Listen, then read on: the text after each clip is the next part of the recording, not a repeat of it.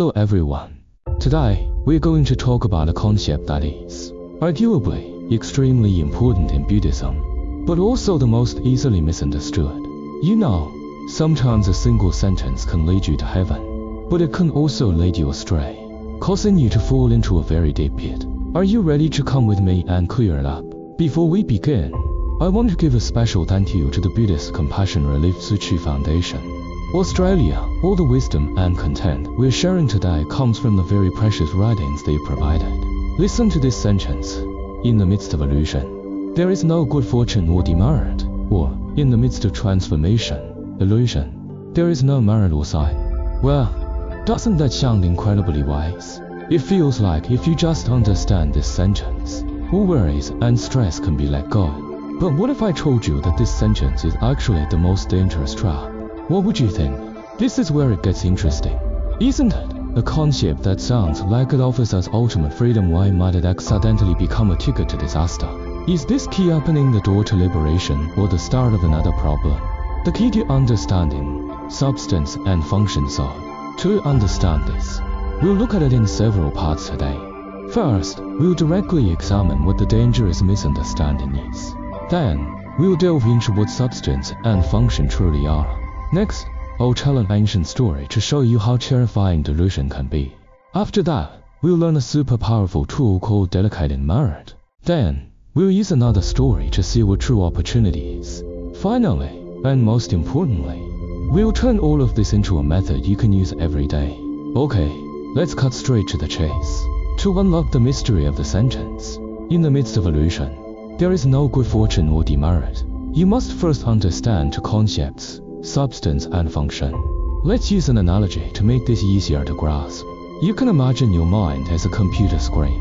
The blank screen here on the left, clean and empty, is the substance of our mind. Its nature is fundamentally pure and unchanging. So, from this level, yes, there is truly no issue of merit or sin, good fortune or demerit. But here's the crucial point. The images and programs running on the screen on the right are the function of our mind. These are our daily thoughts, the words we speak, and the actions we take. These things will realistically create happiness or suffering. So, that's where the most dangerous trap lies. When the enlightened person says, in the midst of illusion, there is no good fortune or demerit, they are referring to the clean screen itself, the mind substance. But many people get confused and use this sentence as an excuse for their daily behavior, the mind function. That's a disaster. This is like saying you can't be playing terrible videos on the screen while telling yourself, oh, it's fine. The screen itself is clean. Whatever you put on it, you still have to face the consequences, right? The trap of delusion, the story of the suspected neighbor. So, what does this confusion of concepts look like in our daily lives? Let me tell you a famous story called The Man Who Suspected His Neighbor Stole His Axe. You'll understand immediately. You may have heard this story. A man's axe went missing. What was his first thought? It must be my neighbor who stole it. From the moment he had this thought, his world completely changed. He looked at the way his neighbor walked. Shifty. He listened to the sound of his neighbor talking. Guilty. Even the expression on his neighbor's face, to him, seemed to scream, I am the thief. His mind function had vividly created a thief for him. A few days later, he found his own axe in his yard. When he looked at his neighbor again, how strange, he thought. He looks like an honest, good person. See how perfectly this story illustrates the point. His neighbor hadn't changed at all from beginning to end. The only thing that changed was the man's own feelings and delusions. It was his mind function that created those suspicions, that suffering, and the later embarrassment of finding the axe. Let's pause and think.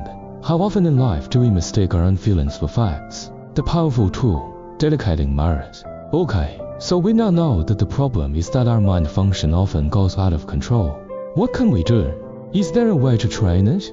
Yes, there is. Buddhism offers a super powerful tool that everyone can use, called delegating merit. It helps us consciously take the wheel of our mind function. Delegating merit might sound profound, but it is actually a practice of the mind. Simply put, when you do a good deed, whether helping someone out or saying an encouraging word, don't keep the good feeling to yourself. Instead, from the bottom of your heart, share that positive energy with every living being in the world. This is a small action, but its significance is huge. It shifts the mind from only for me to for everyone. The text we're looking at now aims to generate a vow for all sentient beings. And here's an incredibly magical secret. The document mentions that when you seek 1 unit of merit for yourself, you receive 1 unit. But when you vow to share this merit with a billion sentient beings, guess what? The merit you receive is multiplied by 1 billion. This is the power of selflessness. It is truly wondrous. The example of true generosity. The story of the two donors. To help you better understand the magnitude of this selfless power, let me tell you another story. This story features 2 donors, and the way they gave might make you rethink what true generosity is. On one side of the story is the elder Anathapindakajita, who was incredibly wealthy. He was so rich that he could pave the ground with gold bricks to make an offering to the Buddha. See, what he gave was a fraction of his overflowing wealth.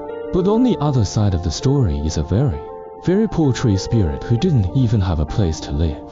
One day, he finally heard that someone far away was distributing food, but he didn't run to get it himself. The first thing he did was tell this precious news to other beings who were hungrier than he was, even if it meant he had to continue starving himself. See the difference? The elder gave from what he possessed, but the tree spirit gave what he himself didn't have and desperately needed.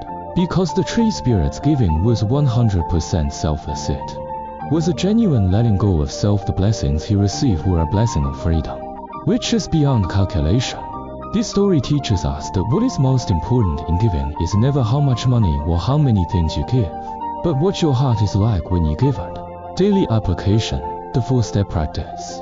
So, after all this theory and all these stories, we understand the difference between substance and function. We know that delusion is a trap, and we've learned the powerful method of dedicating merit. The most important question is, so, what should I actually do?